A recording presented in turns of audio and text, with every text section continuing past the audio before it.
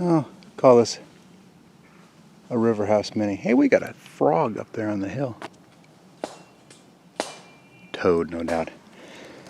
So Shay just finished a battery of tests, and he's pretty burned out today, so I agreed to go out and we try metal detecting in this spot that is full of slag and clinker and big chunks of coal. I think it was some sort of like portable blacksmith location for when they were drilling and blasting along this section of Highway 200.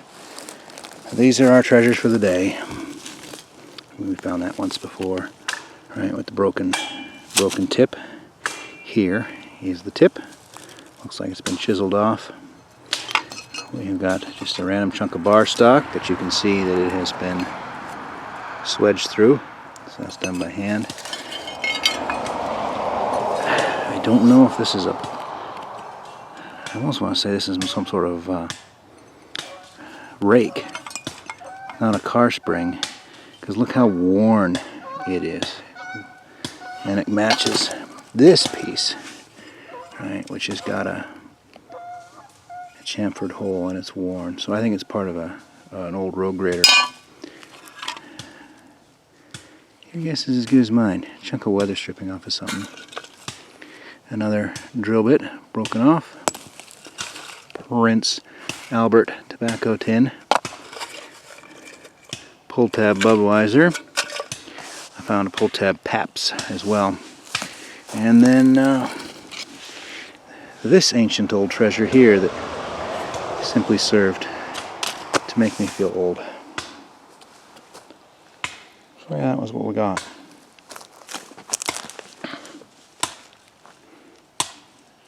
So he just finished his, well, basically special ed testing.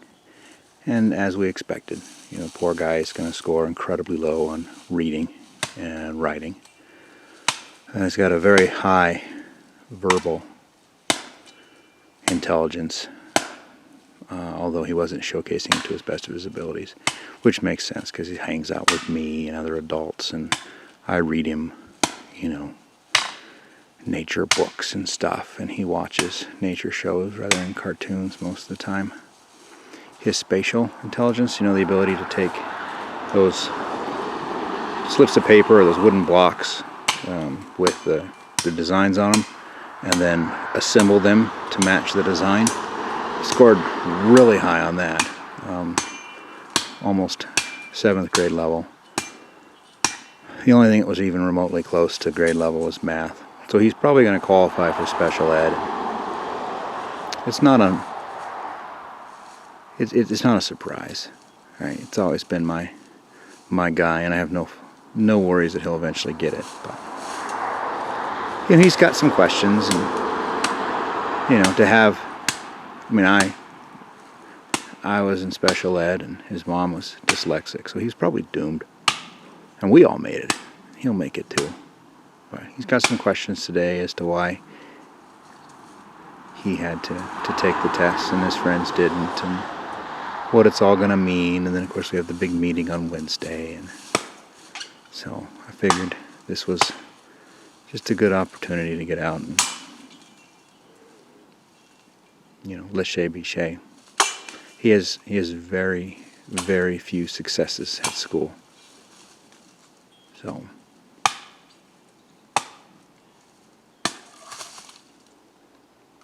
you know, it's why I don't actually, believe it or not, do a lot of school stuff with him here, because it's just sort of, you know, failure after failure. And he takes it in stride, and they're really, really good to him about it. But, you know, he's 9. He knows that his books are printed off on paper and stapled together, and everybody else is reading library books, and he knows that, he just knows, right? So I don't know. Their recommendation was outside of school to limit him to 10-minute chunks set a firm... Dad? Yeah, bud. Those are the 2 trees I want you to get rid of. Okay. Because this is dead, that's dead. Die. Just clear out some space around this. Okay. So the psychologist just said no more than 10 minutes and do something else. I personally think he was milking the situation a little bit.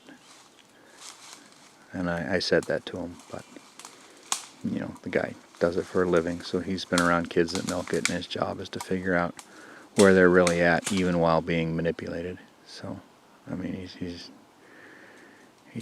done it for 40 some odd years. Oh yeah. Guess that's a